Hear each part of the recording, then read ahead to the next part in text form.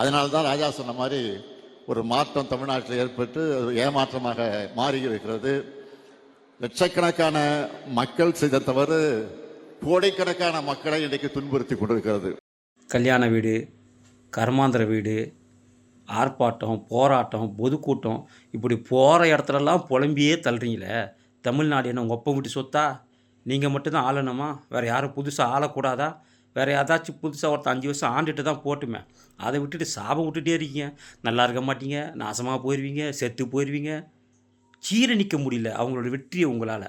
மற்ற எதிர்க்கட்சிகள்லாம் ஜீரணித்து கொண்டு மக்கள் தீர்ப்பு கொடுத்துறான்னு அமைதியாக அவனுடைய திட்டங்களை மட்டும் எதிர்க்கும் போது உங்கள் கட்சி மட்டும் தாண்டி முத்துராசா, முத்துவேல் கருணாநிதி ஸ்டாலினோட கட்சி மட்டும் வைத்தறிச்சலில் ஏன் இப்படி புலம்பிட்டு திரியிறீங்க? அது மட்டும் இல்லாமல் கொஞ்சம் நஞ்ச பேச்சா பேசுனீங்க, கொஞ்சம் நஞ்ச மாற்றமாக தமிழ்நாட்டில் பண்ணீங்க.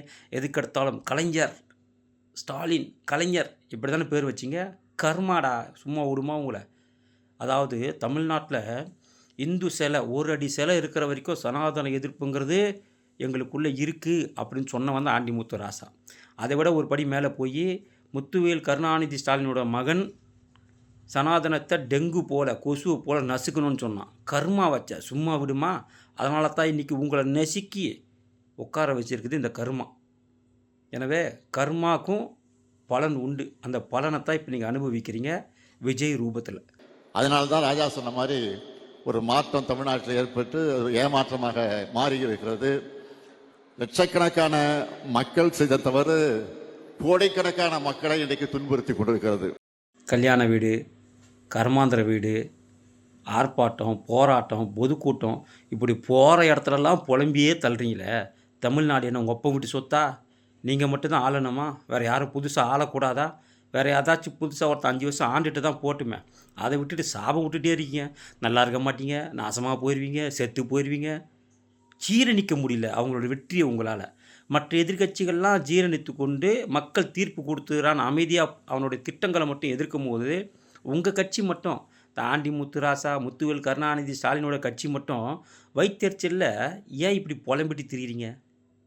அது மட்டும் இல்லாமல் கொஞ்சம் நஞ்ச பேச்சா பேசுனீங்க, கொஞ்சம் நஞ்ச மாற்றமாக தமிழ்நாட்டில் பண்ணீங்க. எதுக்கெடுத்தாலும் கலைஞர், ஸ்டாலின், கலைஞர் இப்படி தானே பேர் வச்சிங்க. கர்மாடா, சும்மா விடுமா உங்களை? அதாவது தமிழ்நாட்டில் இந்து சிலை, ஒரு அடி சிலை இருக்கிற வரைக்கும் சனாதன எதிர்ப்புங்கிறது எங்களுக்குள்ளே இருக்குது அப்படின்னு சொன்னவன் தான் ஆண்டி முத்துராசா.